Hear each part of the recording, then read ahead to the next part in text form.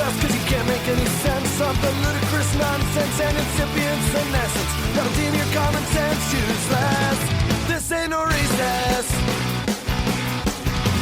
Hello, this is your brain on drugs, and this is Punk Rock Psychiatrist.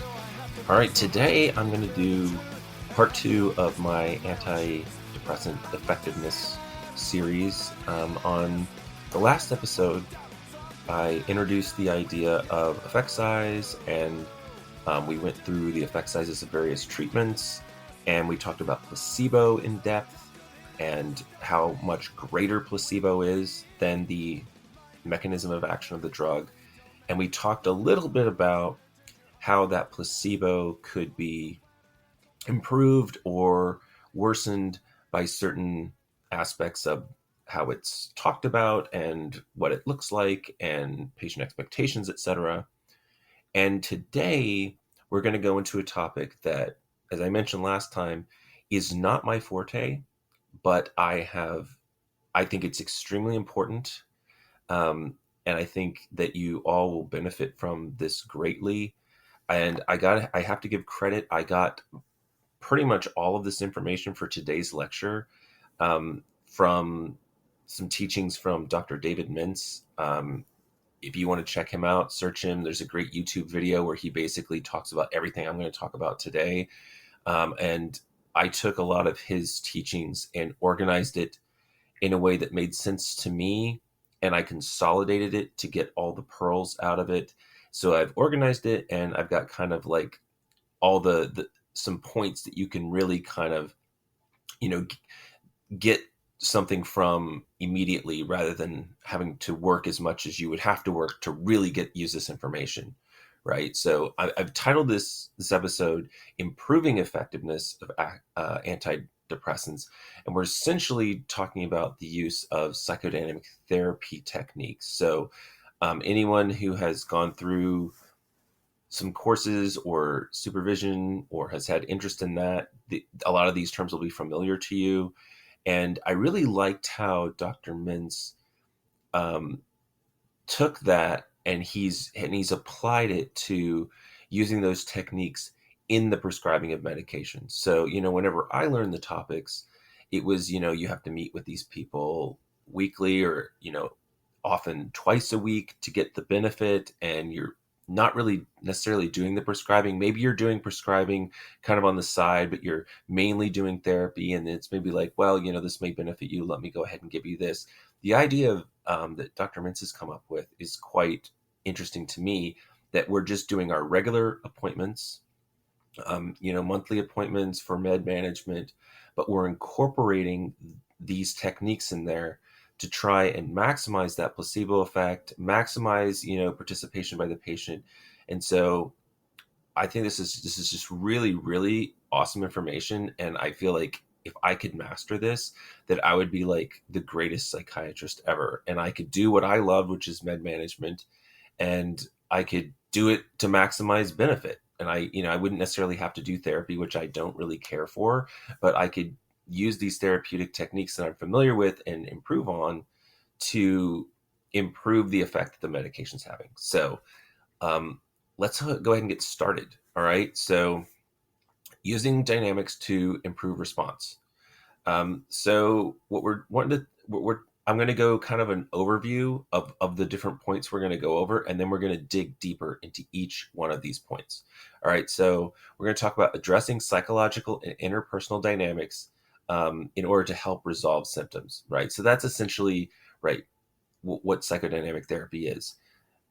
We're talking about interpersonal dynamics of the patient and exploring that. And often it takes a very, very long time. So this is a little bit shorter because we're doing it in relation to them taking the medications to try and improve their response to medication. So these are some of the points we're going to go over. We're going to talk about knowing who the patient is. We're going to talk about focusing on the alliance with the patient. We're going to talk about attending to ambivalence. And then we're going to talk about being aware of counter-therapeutic uses of medications. And then we'll finish up with addressing counter-transference enactments in prescribing. Okay, so those are all topics you may be familiar with psychodynamic therapy, but we're going to talk about them in relation to taking medication. And then just before we get into that, I just want to bring up this point of avoiding the mind body split. So this is something that's going to kind of run through everything, and it's um, another topic related to the other ones. So mind body split, what is that? Right? So the body is kind of like the biologics, the chemical workings of the body, and the mind is kind of these, you know, and here's the thing, in my personal view, everything's biology. It's all biology. And the mind part is kind of like the part that we don't really understand quite how the biology is causing that. Um, and his ideas are, that you need to avoid this idea that biology is controlling everything. And that's kind of, a thought that I have, that, but there's all this stuff that we don't know how the biology is. And I think we kind of put that into this idea of the mind, the psychology of things, right? There's a chemical basis for all that psychology. That's my personal opinion. Others may think that there's maybe some spiritual aspects to that. And so it's kind of a fluffy topic that we don't really have good science about, right? So, and I think, we have this consciousness where we don't really necessarily, we're aware that we're alive, we're aware that certain things are happening, but we're also aware that things seem to happen without our control, and but also having this thought that we are in control, right? So there's a delusion that we know exactly how our medications work. So this is part of this avoiding the mind body split, right? I think this idea that I've been talking, I told you how all these antidepressants work, and this is how they work, right? But there's so much more to it, right? You can't think, okay, well, I know this, so I know how they work. We know how they chemically interact with a receptor. Do we know how the neurons respond to that, and how the neurons bounce around inside the brain and connect to other neurons and set off other neurotransmitters, like the entire complicated network of what's going on? That's not well understood.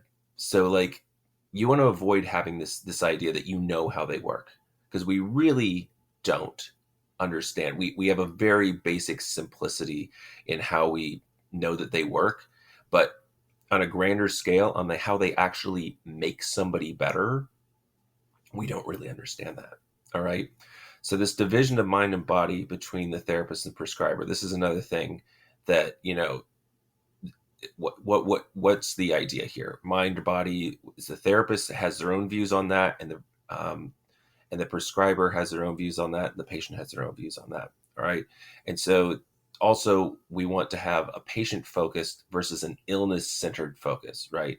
So the idea is we want to focus more on the patient and their experience and their psychology, rather than the biology of the meds. Now, I like to talk about the biologies of the med because I think it helps people understand things. But if you put too much emphasis on how they're chemically working, the patient will distance themselves from the things they actually need to do, and they'll think, okay, well, I don't need to worry about this drug is having this effect on me, and I'll just sit back, relax, and let it happen, right? No, the drug is there to kind of help. It's going to do something, but if you don't participate and you don't focus on who you are and what you can do, then it's probably not going to have nearly as much effect as it could. All right. And then the idea that medications support therapy, and therapy addresses issues with medications. All right. So therapy is kind of the main thing we're doing, and medications can assist in that. And then that the therapy, but then it can go back the other way, where maybe a patient has some ideas about what it means to take medication, what their expectations are for that, and then you can use therapeutic techniques to address those issues to help the patient um, think of the medications in a healthier way. All right. So let's go ahead and dig into all these topics. So the first one, know the patient. And this is a cool one, because we're going to talk about different aspects of what makes up a patient, and which ones respond better to medications. All right. So a neurotic patient, right? This is someone who needs a lot of control, needs everything to be exactly a certain way, has a lot of anxiety, worries about things, is maybe very organized. If things are out of place, have a lot of difficulty with that, right? So a neurotic kind of thought process, that type of patient actually has less response to medication. Okay, patients that are less neurotic actually, and the thing is, a lot of these are counterintuitive. You think, oh well, the person who's like more kind of organized and neurotic and anxious about things, they're going to take their meds more precisely. They're going to attend to things better. But actually having that kind of mindset actually leads to less response. So kind of, now we can't change a patient necessarily overnight, but from one pattern to another, this is aspects of personality. But you could, knowing that, have your own idea of what the expectations are and address the issues that you think they may have that's making it less effective. Okay. Easier said than done. Okay. Next, attachment style. So you've got a secure type attachment versus a dismissive attachment, right? Secure is, they have healthy relationships with people, good relationships with their friends and family, versus a lot of conflict, things more like borderline organized type that are less securely attached, right? So the secure attached patients actually respond and adhere to medications better. And interestingly, I mean, I think of a lot of the more borderline organized patients are the ones that really want medications, but they actually tend to respond less well. It's the securely attached patients respond better. All right. Defensive style. All right. There's lots of different defensive styles, and they're categorized by, immature or, kind of psychotic or mature defense mechanisms. So the more immature defense mechanisms, the less healthy defense mechanisms. And we all use all the defense mechanisms. Now, if you don't know what those are, go look those up on your own. I don't have time to go through all those things, but most of you are probably familiar that are listening to the podcast of immature defense mechanisms. Those with those type of that predominate that type of defense mechanism have less response to antidepressant medication. All right. Locus of control. All right. You could have an external locus of control versus an internal locus of control. External is everything happens to me. I'm not in control. Things happen in my environment and there's nothing I can do about it. Internal is I decide how I feel. I decide how I respond to things. I'm in control. All right. External locus of control, less response to medication. Right. That's and it's a less healthy kind of way of seeing the world. And this is a pattern. A lot of these less healthy styles have worse response to medications. All right. Now we'll talk about sociotropy versus autonomy. All right. So sociotropy is kind of people that are anxiously connected and responsive to their social environment. So, they really care what people think of them. They want people to think well of them. That they put a lot of stake in how they're seen, versus, autonomy, where it's more like, I'm happy with who I am. I feel good about myself. I don't need validation from people, all the time to have a stable sense of self. All right. So those with the less, the sociotropy, the ones that are more anxiously connected to their social environment, they're about 33% responsive to medications versus 75% for those that are more autonomous. Okay. So once again, the more healthy kind of person is more likely to respond to medication. All right. Next, expectations of treatment. All right. So those that have a high expectation of treatment versus a low expectation of treatment. No surprise here. We talked about this last time. If you think a treatment of whatever kind is going to work, it's more likely to work. 90% of patients that have a high expectation something's going to work get the effect, versus 33% of those that, they didn't really think it was going to work. And, a third of them were kind of surprised. Hey, it did. But the other 2/3, they were right about the med, it didn't work.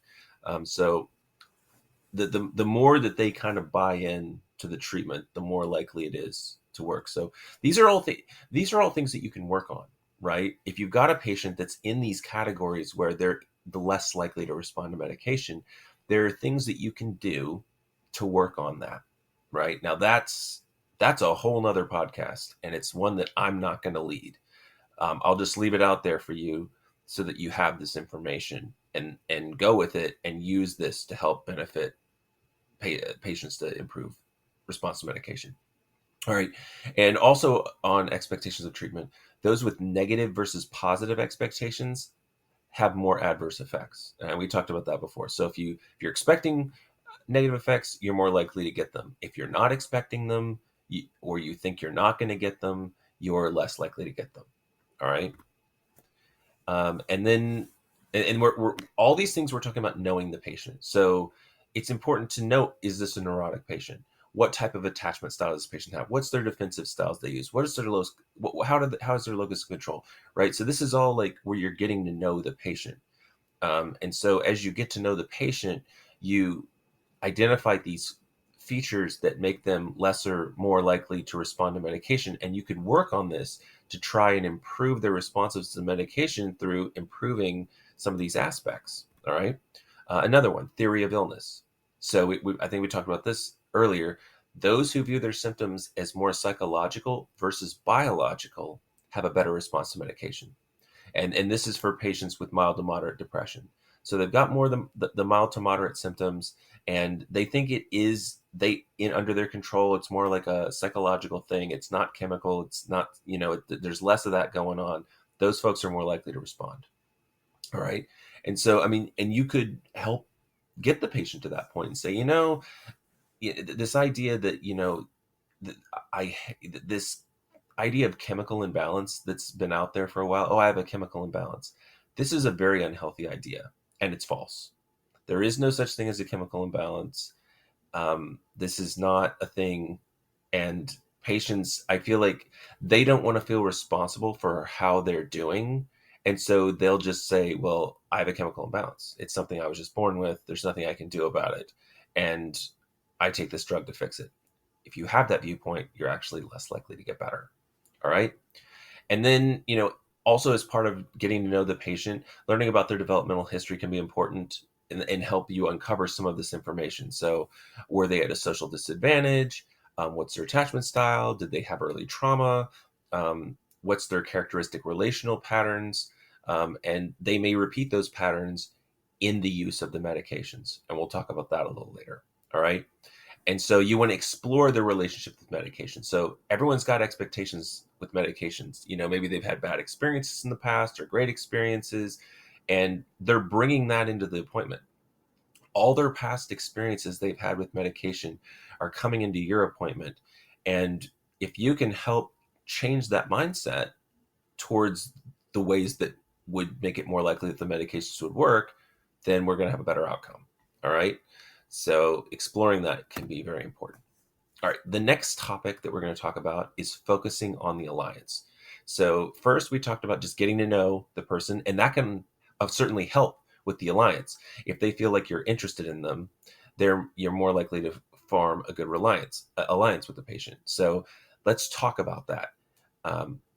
So this is actually equally important in therapy and med management. I think a lot of people may think, oh, it's more important to have a good alliance in therapy. With med management, you're just coming in, you're getting a med, you're leaving. Well, no, it's actually just as important. And this is what I talked about in the last episode. And I didn't want to give you the details on it because I wanted to save it for this episode. When we talk about those that do a better job of this versus those that do worse, and how those that do a better job are getting more placebo effect for the patient than the ones that do a less good job. All right. So the good therapeutic alliance beats active drug, right? And I think you can guess why, because the placebo effect size we talked about was 1.59 versus for the drug is about 0.3. And so if you are not giving a very good placebo, but you're giving the drug, you're giving a very small effect size.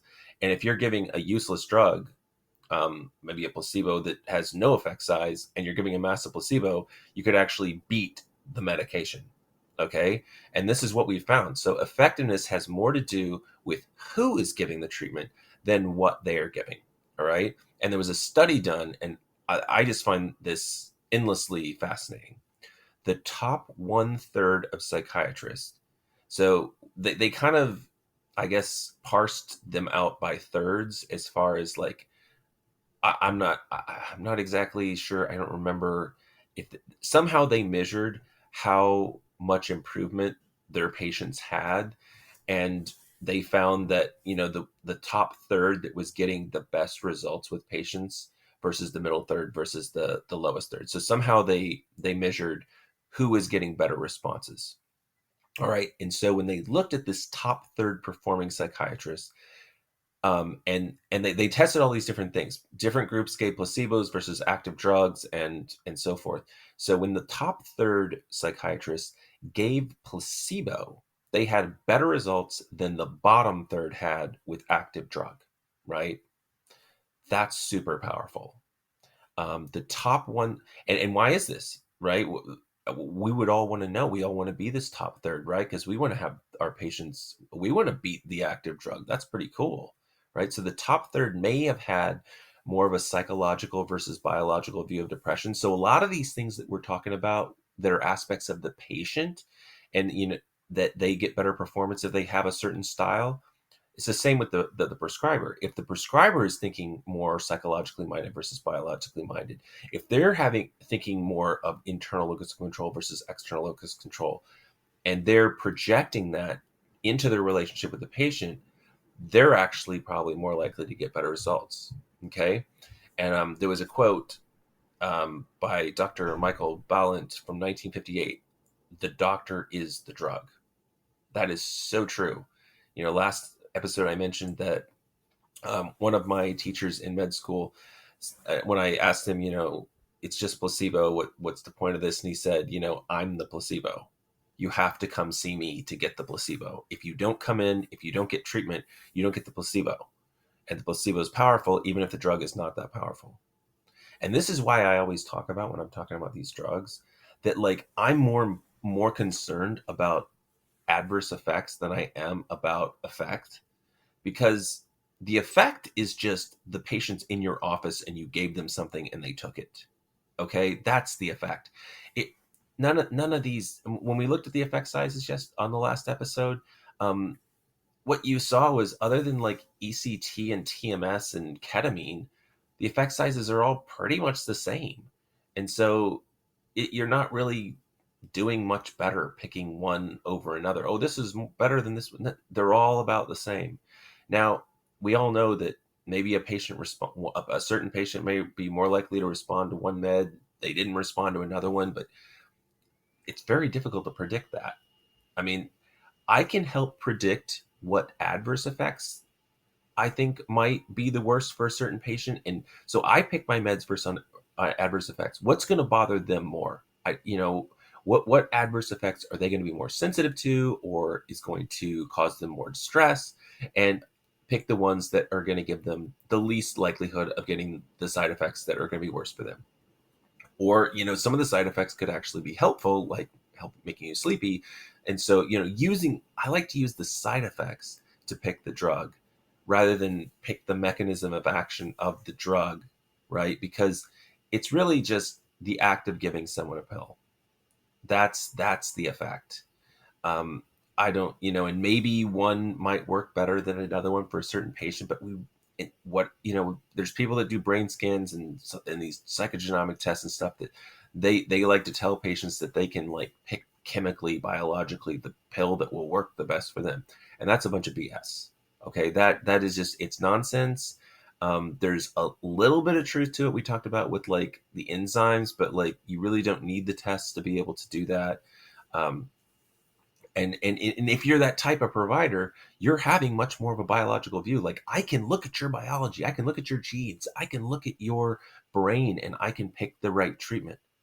That's actually, they're probably giving some placebo just because they have this new method that no one's using, and there may be some of that going on, but that what they're doing is nonsense, and I think this is why when you look at things like homeopathy or Reiki or um, even acupuncture, which I think actually does have some effect, but like a lot of these ones that they just don't work at all, and you see these patients getting a lot better, it's because These people are basically in this top third psychiatrist category, giving this massive placebo, even though the drug they're giving is nothing, right? Because remember, placebo beats active drug if you're one of these top performers, so like, I'm not a fan of chiropractic and a lot of these type of things. They're not scientific, there's not good evidence for them, but like a lot of the time the people that practice them, they're warmer. They make better alliances with the patients, they have better relationships, and it's the doctors, the drug, they're the drug. What they're actually doing is not really doing anything. We know that our meds work. We have scientific evidence that they work, but they don't work that well. They don't even necessarily work well enough to even notice for a lot of patients. Okay. Now that's the average. For a lot of people, they're probably getting, effect from the drug, from its mechanism of action. But on the whole, they're not. You're the drug. And if you're just kind of running patients through your office and not attending to all this dynamics and stuff, you're getting a really tiny effect size that's probably not all that noticeable to patients. And that's why this stuff is so important. All right. You want to be in this top third category. We all want to be up there. All right. So let's talk more about how we could do that. So we're still talking about focusing on the alliance, right? So let's look at attending to negative transferences. We know what, transferences are. That's where we're taking kind of our ideas and things and transferring them onto somebody else. So patients with past harm by caregivers or authority systems may expect harm. And so knowing that they've had that is something that you could address with the patient to help them not feel that way. All right. Easier said than done, right? That may take several sessions to form that relationship. And, the meds take a couple of months to work anyway, so we've got time. And the placebo can actually work quite quickly. I mean, we know that the drugs take 4 to 6 weeks to take effect and up to 12 weeks to get full effect. And then if we have to change the dose, we're setting that clock over again to 4 to 6 weeks to 12 weeks at the new dose, right? But if they get a placebo, they could actually feel better quite quickly. That's why you have patients that come in that say, they felt better the day after they took the med. And, I used to say, oh, that's placebo, like it's nothing. But really, awesome, I gave this patient placebo. I don't necessarily want to tell them that. They believe this med's working. It is working. Something's happened that's given this patient great effect. Let's go with it. So we have time for the active drug to do what it's going to do, and we can address some of this other stuff. All right. So medications can reactivate negative schemas, these negative transfers that the patients experienced in the past. Let's talk about a few. So experiences of rejection. So they've been rejected by people, romantic partners that they were seeking, parent figures. They've been rejected by work, bosses, whatever. They have this experience of rejection. And we could do the same thing to them. We could be like, oh, just take this drug and get out of my office. And then they feel like now we've rejected them, right? And that's not going to help form this alliance, because this is somebody that's already feeling rejected. And now, you didn't reject them. You didn't have time. You have a lot of patients to see. But if you give them that impression, you've then reinforced the schema, right? Which is not good.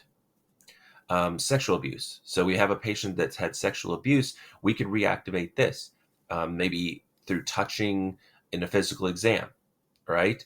And so it's important to maybe have someone else in the room, or, know if they've had an issue with this before, explain things more carefully. There's ways, we don't want to reactivate that.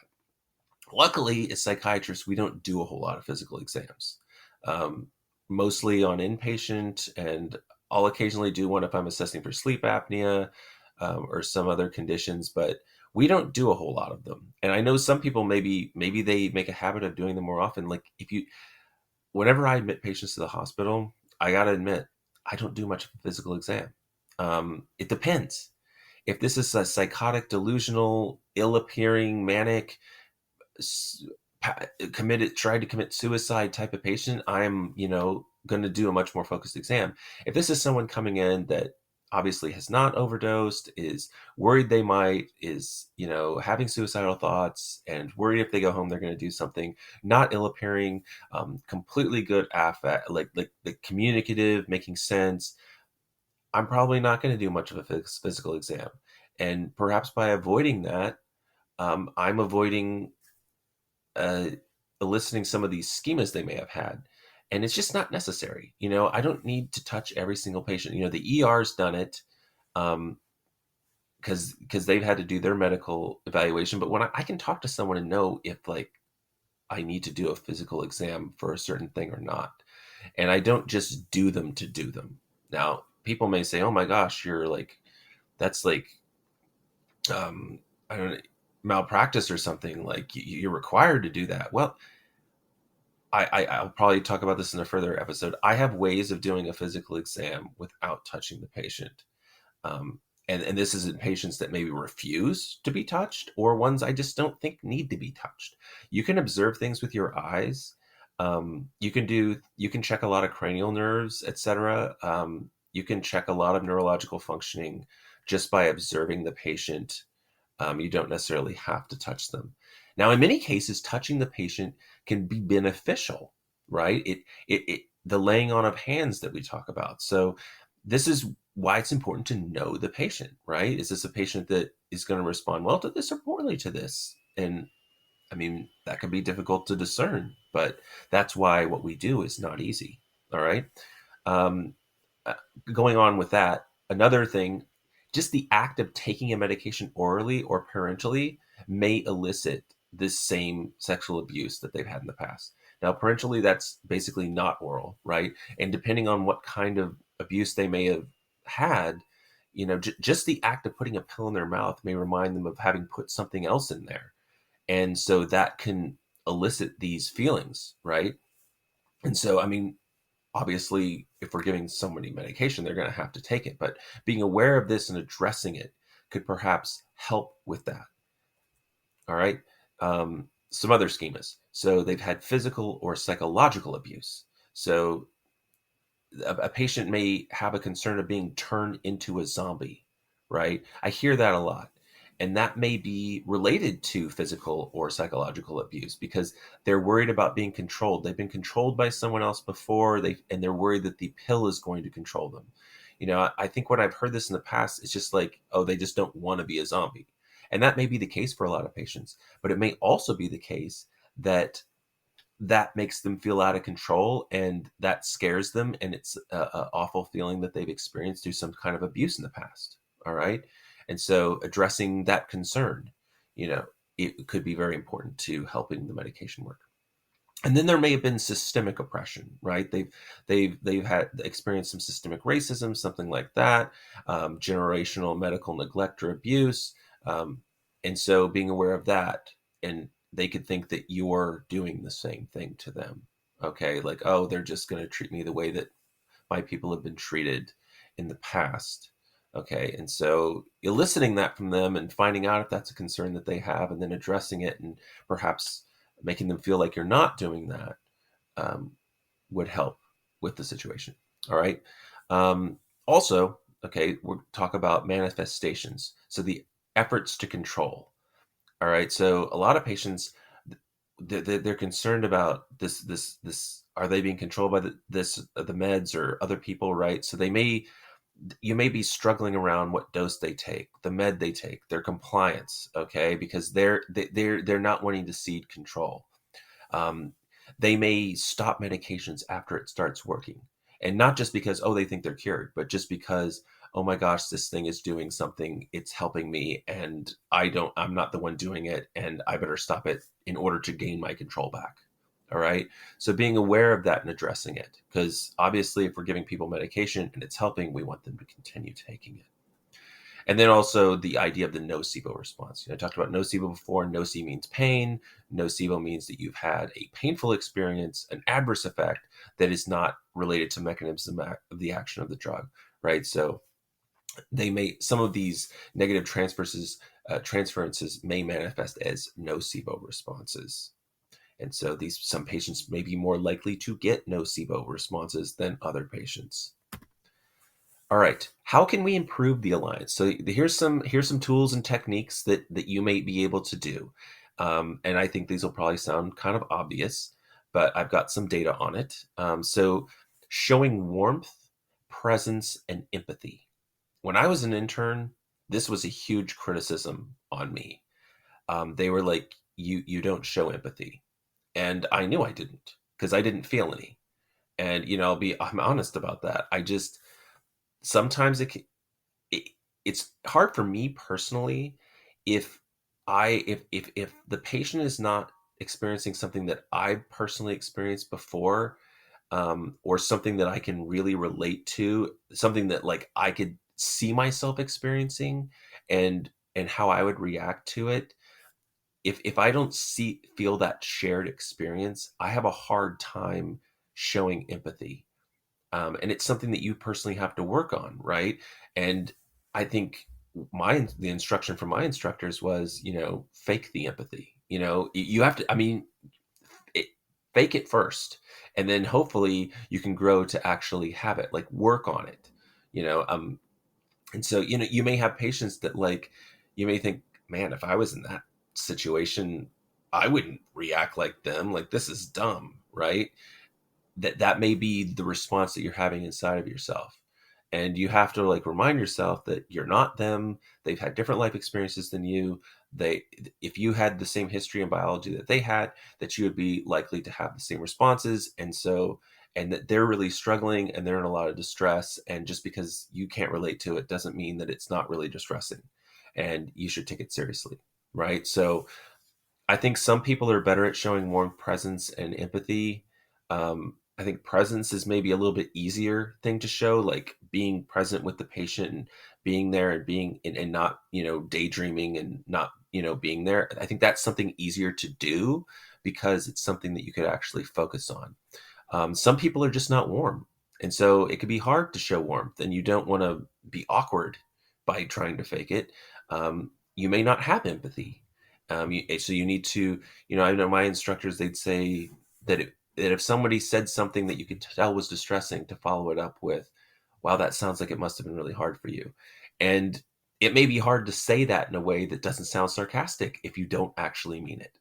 And that's why, as a resident, it was important for me to practice it, so that when I got out of there, um, I didn't have someone to remind me of it. I had practiced it enough to where I could actually do a better job of it, and maybe actually develop the ability to have more empathy, for situations that I had not previously had it. And so your tone of voice is something you can do here, right?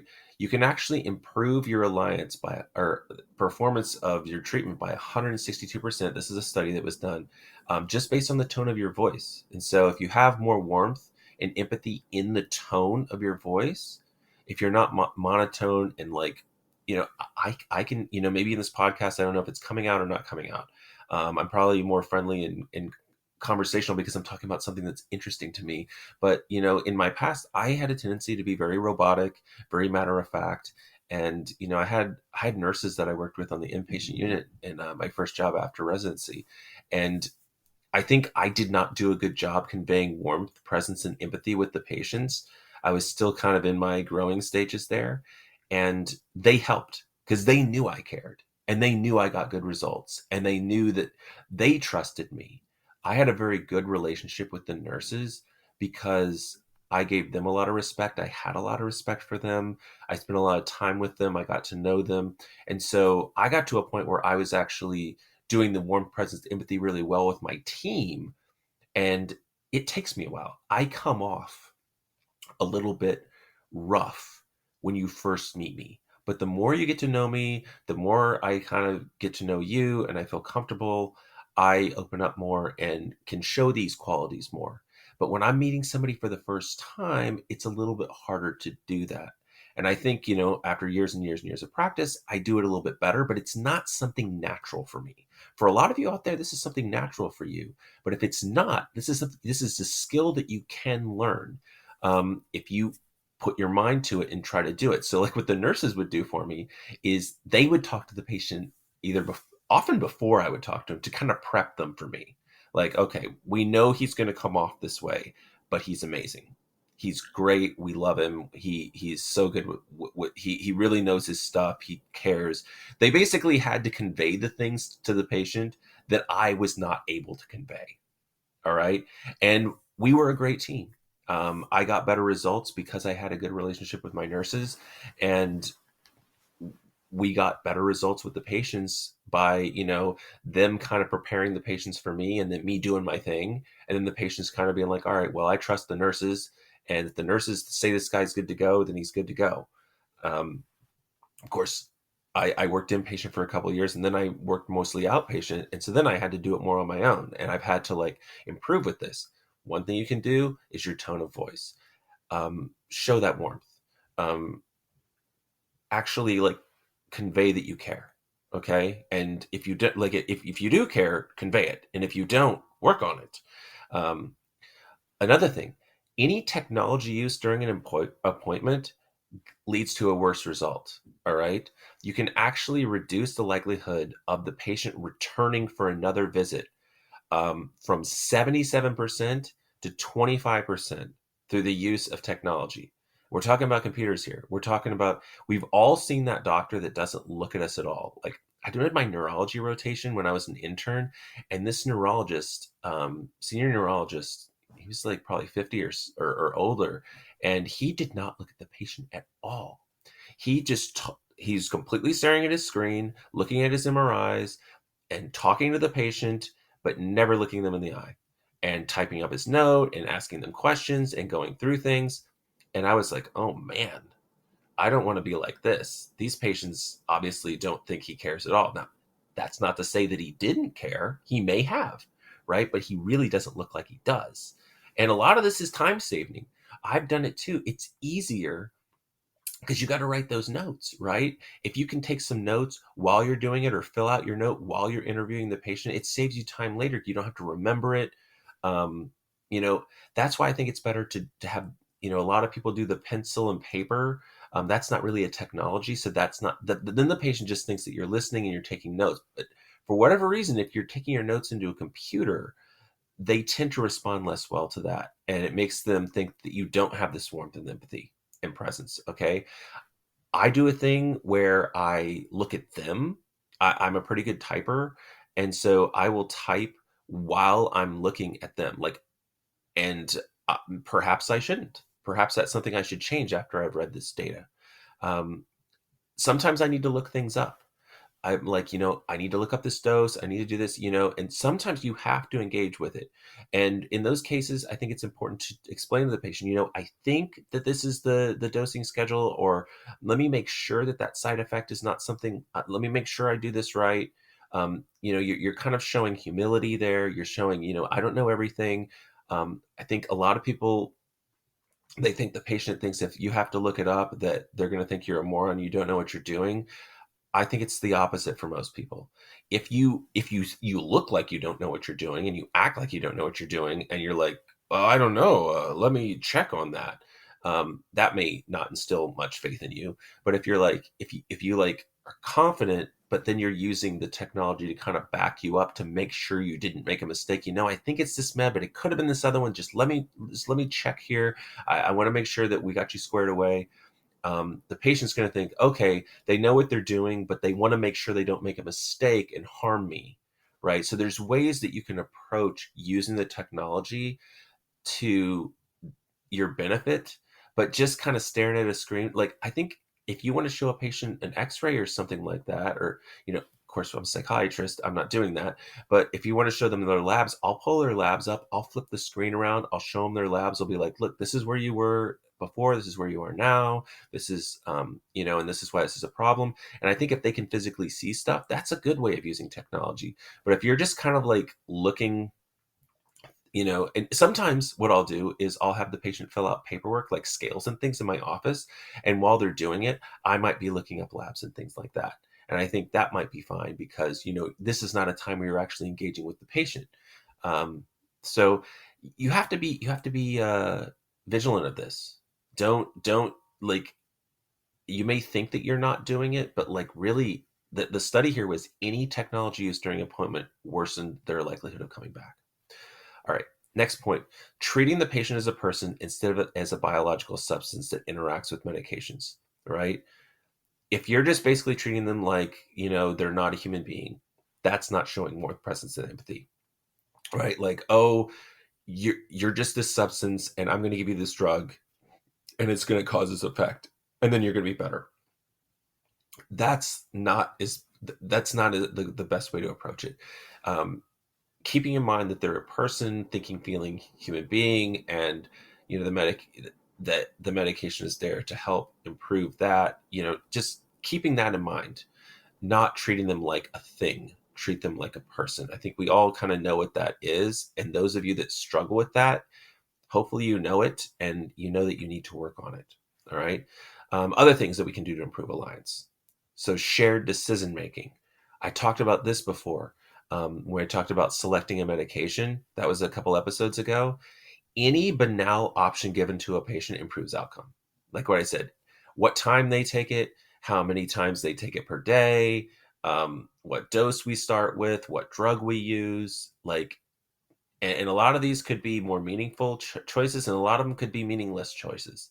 Or you might give them the choice between escitalopram and sertraline, which are very similar meds. And you say, well, this one may be a little more likely to cause this, and this one may be this. And it may not matter a hill of beans which one they pick, but you've given them a choice. Okay.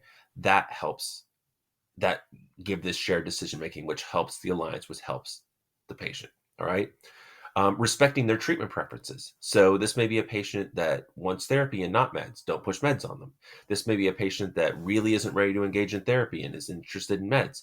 Don't try and push, say, oh yeah, you gotta do therapy. These meds aren't gonna work. You gotta do therapy, right? Whatever they think it's more likely to work is more likely to work. All right, that's kind of the general feeling here. If they think something's more likely to work and it's a safe, reasonable option, then do it because it's more likely to work. Or maybe they want both. Okay. And there are other treatments, right? I talked about auricular acupuncture before. That's something I do. So if that's something that they sound interested in and they think, oh yeah, I've heard of that, or yeah, I've had acupuncture before. Oh, it's a different type. And if they're interested in that, go with it. Right. And so also about shared decision making, agreeing about targets. So what point do we want to get to? What are we looking for? What's our goals? And being on the same page with the patient, right? So this is this shared decision making. What do they want to get better? Is it their sleep they want better? Is it their relationships they want better? What is it that we want to improve here? And I'm going to get on board with what they need, what they're looking for. And if they don't know, help them identify it, right? And so then we get the shared decision making. Other things to improve alliance: good communication, right? Very important.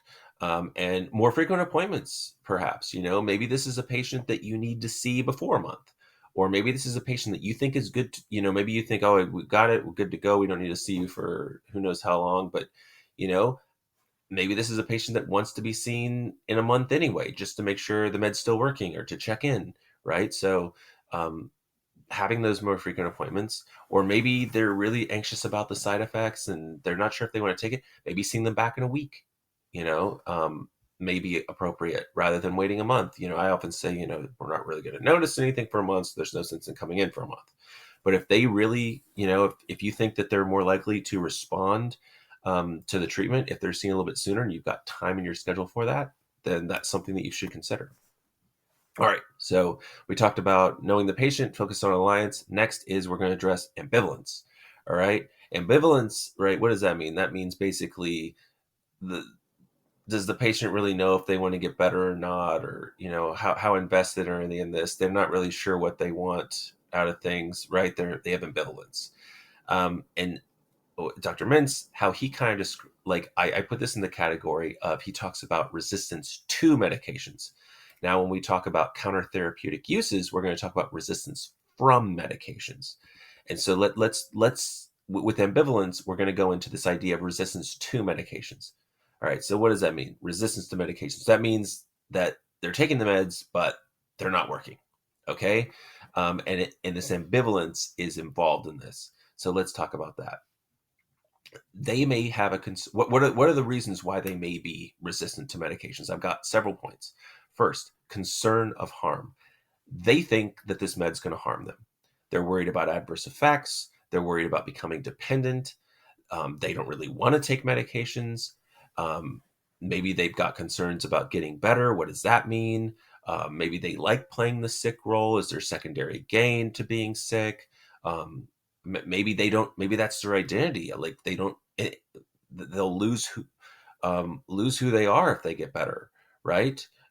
They may have concern that the provider is like doesn't have their best interest in heart, and so if what you do is if this is a patient that's resistant to medications, you identify that they have a concern for harm, figure out what their concern is and why they're concerned about it, and then explore it with them. Okay, if they have worry about the adverse effects, talk about the adverse effects, talk about the likelihood they're going to get it, talk about what we can do in response to that. um, if they're worried about becoming dependent, talk about how this is a med that we don't really have dependence on, and if you want to stop it, you can stop it any time, and you're not going to have like these horrible withdrawal symptoms like if you took heroin or something. But you may go back to the way you were before you started taking the med, which is why you're coming in the first place, right? And so addressing these things about why they're concerned about the harm. Okay, what's another point on how they could be resistant to medications? So this could lead to non-adherence, non-response, or a strong nocebo effect, right? So if if they're really questioning whether they should be taking these medications, they're kind of ambivalent about it, they're not on board with it, they're more likely to not get better, not take the meds as they're been prescribed, and get the adverse effects. All right. Next, um, there's a 2 to 3% signal ambivalence. 2 to 3% of patients will signal that they have ambivalence, but 23 to 36% will reveal it if asked.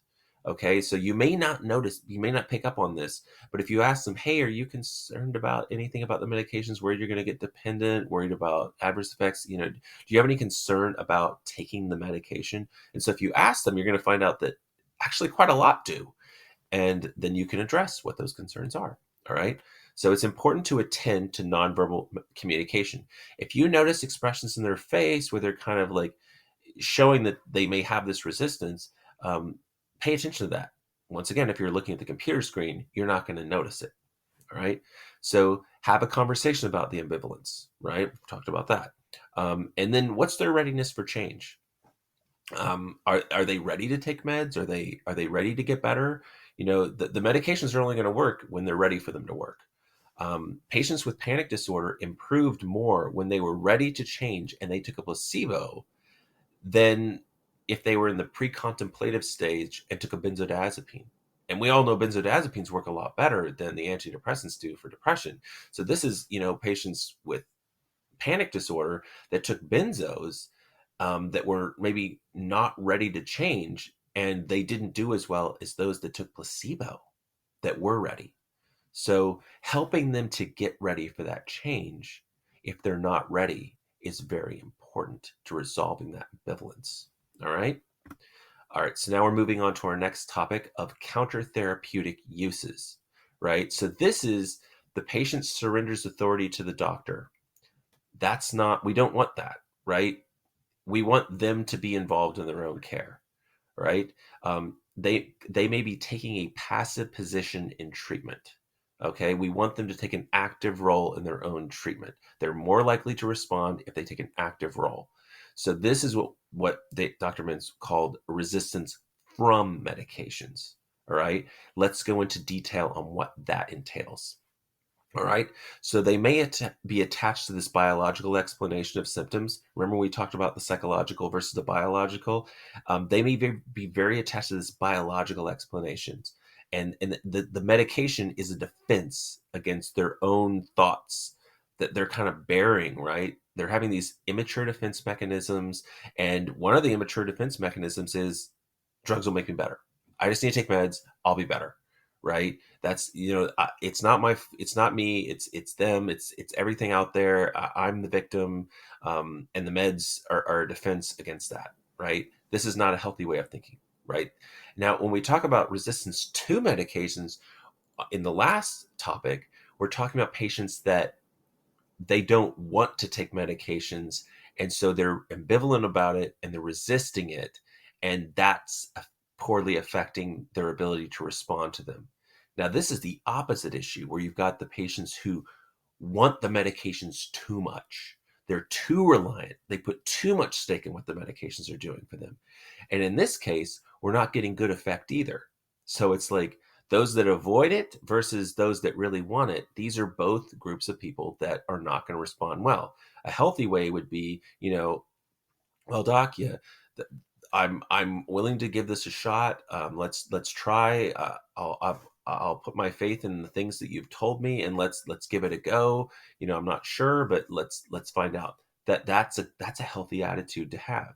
An attitude of, yeah, I don't know, I'm worried about this, I don't know.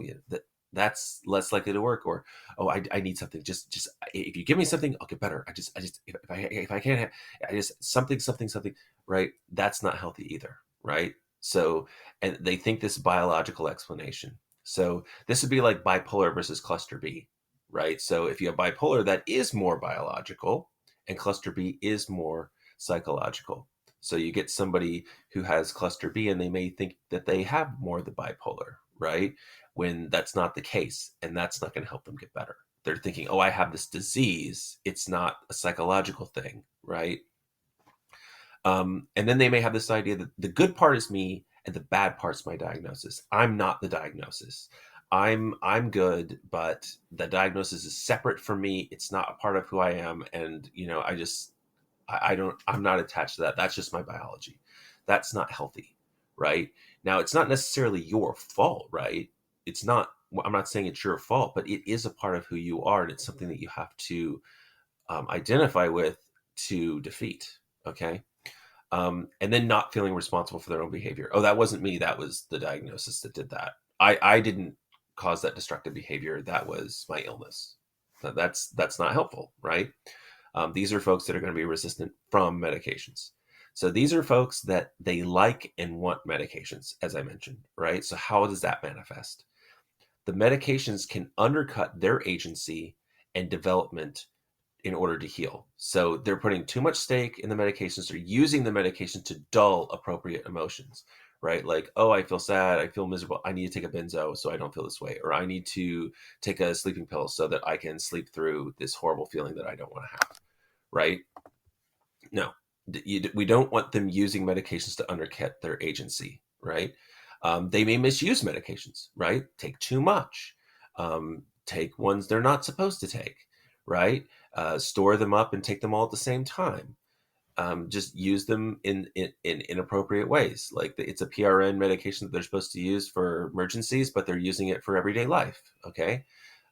So medication, another thing, medication replaces people in defenses, right? So they get in this vicious cycle of more rejection, disappointment, and withdrawal, right? So I don't need to deal with patients. I don't need to with people. I don't want to deal with defenses. I'm just gonna like depend on the medications to take care of this stuff for me.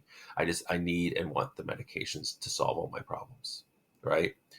So another way that someone can be resistant from medications, they report feeling better, but they don't actually appear better, right? You see this, right? Like they're like, oh, I like the med, yeah, but they don't actually seem like they're better, and they want to keep coming back. And it's like, well, if you're, and then you're like, I don't think this med's working, and they're like, no, I need it. In fact, I want to increase the dose, and you end up in this cycle of them just asking for more meds, and you can't take any away, and you're adding meds, and now they're on like 4 meds. I think we all notice that when I see a patient that's on a ton of different meds, I'm thinking personality issues. I'm thinking like heavy personality issues, and less like major depression, bipolar type of illnesses, which are more biological, right?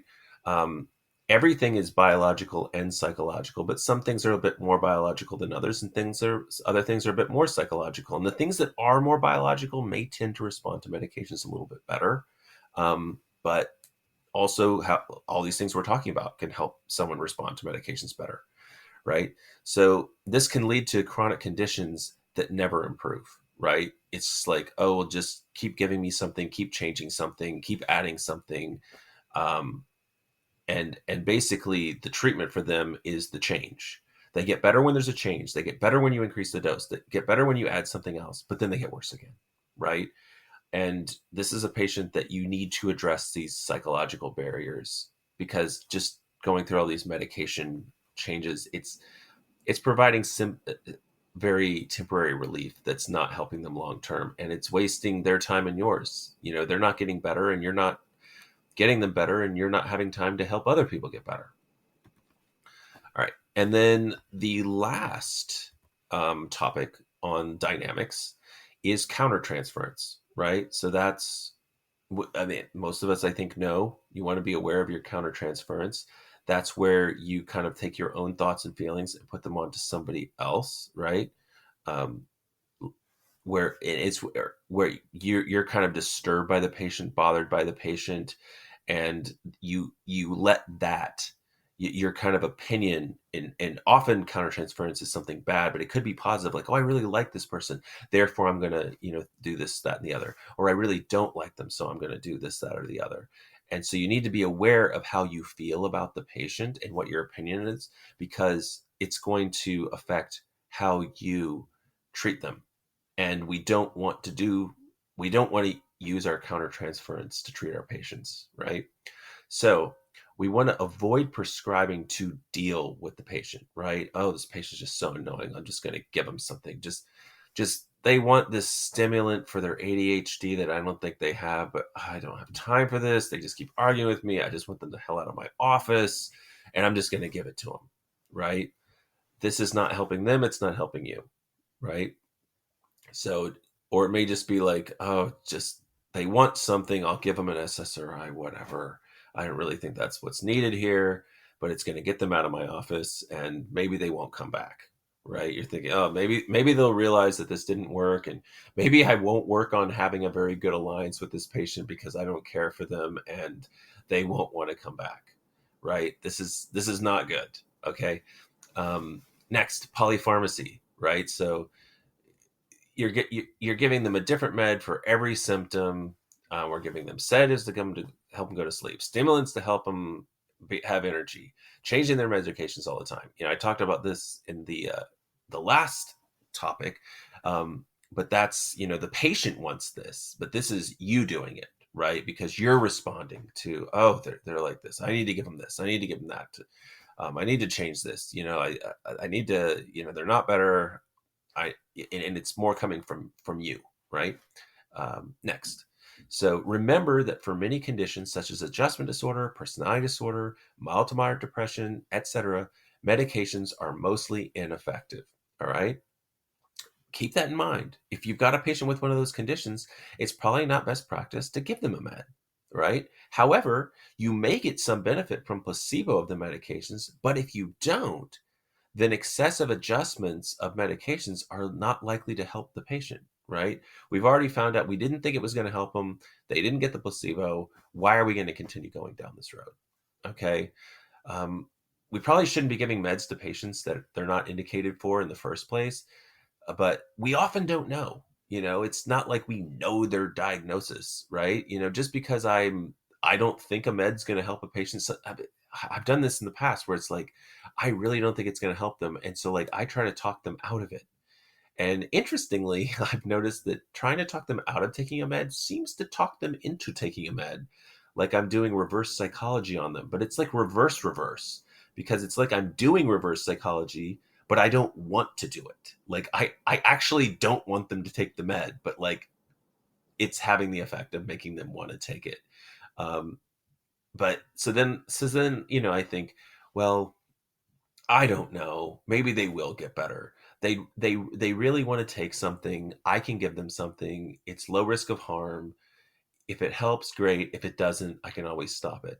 Right. So just because you don't think that they're going to get better with taking it, if it's something that they're really invested in, and it's very low risk, then it may be a good idea to go ahead and do it, because they may have a lot of benefit. You don't know. Maybe you were wrong about their diagnosis. Maybe you were wrong about their ability to respond, and you've just kind of withheld their ability to get better. I think we probably have the opposite problem more often. I actually have this problem. Like because I do think so much about the chemistry of the medications. I'm thinking, yeah, you're not the kind of patient that's going to respond, right? And so I think there's probably a better way to approach that through a lot of these psychodynamic techniques that I've talked about in this episode, um, rather than just like, this isn't going to help. Why bother? Just go see a therapist and get out of my office, right? Because you never know. They may actually respond, and then you've lost the opportunity for them to respond. Also, so addressing these psychodynamic issues are more likely to lead to benefit, but it's not easy. Like, I think that's the conclusion point of this whole episode, is that if you address these things, you're going to have more likely that they're going to get better. But like, man, that's hard. And hopefully I've given you some stuff that like will make it easier. Like, oh, if I just don't interact with my technology, or oh, if I, can do some techniques to show more warmth and good communication and, you know, stuff like that, right? If you're able to, some of those things are a lot easier to do if you weren't doing them and you didn't recognize how important they were. But a lot of this stuff is like, takes a lot of practice, and you may not have time for that and it may not be something you're interested in. But I think that everyone could get something from this. Like, if it's just one point where you're like, you know what, I was doing that. I was staring at my computer a lot. I'm going to stop doing that. And that, or, I was assuming maybe that they wouldn't get better, so I was just not giving. I'll give it a go then. Or, I was talking really negatively about things instead of being more positive.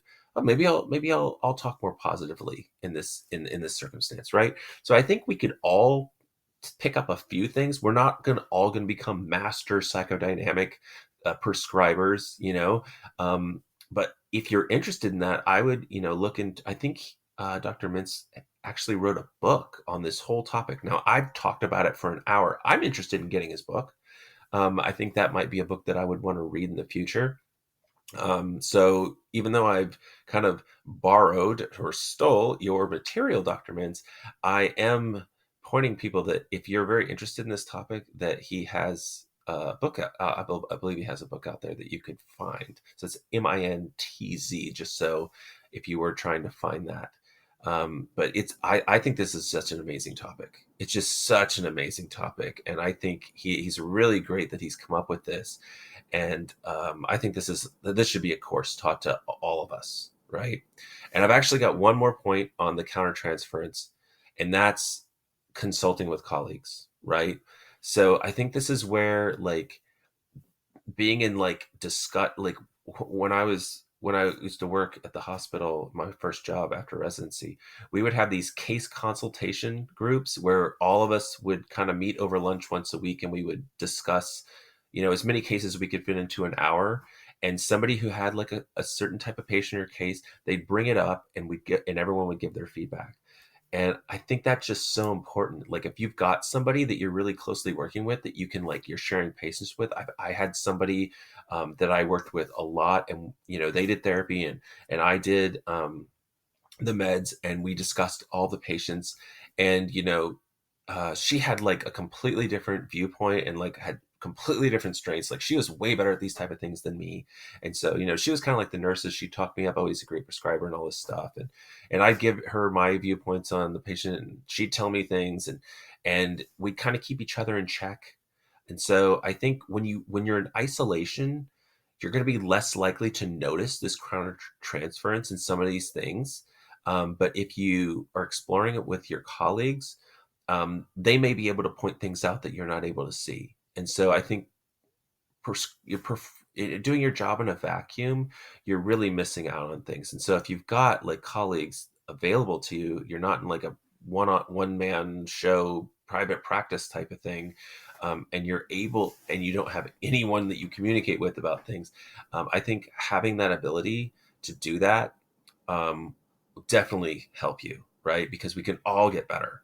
So I hope that, this was like an interesting new idea that you all have been introduced to, and that, you picked up a couple of pointers that you might be able to use to improve how you prescribe. And then maybe I've sparked some major interest in people that like, hey, this is something I'd never thought about before. And, maybe I wasn't that interested in this. And now I could actually use it in my prescribing, or I am interested in this and I didn't realize how I could like actually use that psychodynamic techniques with the act of giving the med, and explore the patient's relationship to this doctor patient med giving thing, rather than talking about like their personal relationships and stuff like that could actually be something that I could pull in too. So I want to thank you all so much for listening. I hope you enjoyed the episode. I'm going to talk about psychodynamic testing. It's going to be a short episode, but I'm going to talk about all those tests and the ones that I think are useful and useless.